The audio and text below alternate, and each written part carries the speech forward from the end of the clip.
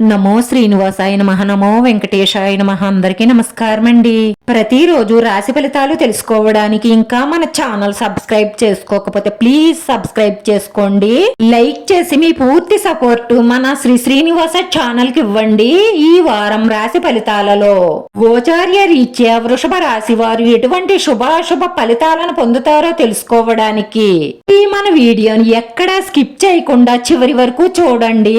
ఈ వారంలో మీరే రాజు, మీరే మంత్రి. మీ బిజినెస్ లో మీకు మించిన వారెవ్వరూ ఉండరు. కొత్త స్త్రీలతో పరిచయాలు ఏర్పడతాయి. ధనలాభం కలుగుతుంది. మీ ప్రాముఖ్యతను పెంచుకోవడానికి మీరు గట్టిగా ప్రయత్నం చేయవలసి ఉంటుంది. మీ భాగస్వామికి సమయాన్ని కేటాయించలేనంత బిజీగా గడుపుతారు. డయాబెటిక్ సంబంధించిన వ్యక్తులు రెగ్యులర్ పరీక్షలు చేయించుకుంటూ ఉండాలి.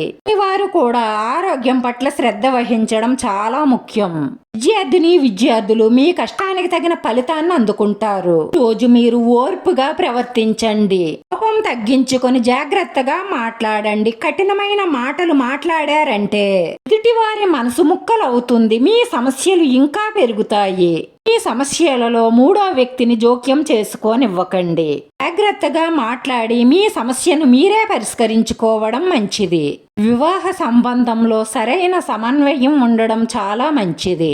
వ్యాపారం విస్తరించాలి అన్న మీ ఆలోచన కార్యరూపం దాలుస్తుంది.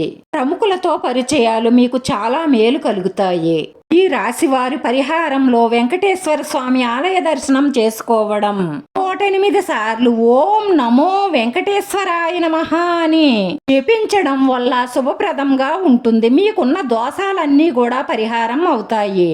మనసులో ఉన్న మంచి సంకల్పాలన్నీ నెరవేరి మానసిక ప్రశాంతత లభిస్తుంది. ఈ రాశి వారి అదృష్ట సంఖ్య 4. ఈ రాశి వారికి కలిసొచ్చే రంగు తెలుపు రంగు. వీడియో నచ్చితే లైక్ చేయండి. మీ లైక్ మాకు ఎంతో విలువైంది. మీరు లైక్ చేయడం వల్ల ఈ వీడియో కొంతమందికి చేరుతుంది. మన శ్రీనివాస ఛానల్ ని ఆదరించండి. అందరికీ ధన్యవాదాలండి. నమో వెంకటేశాయ నమః.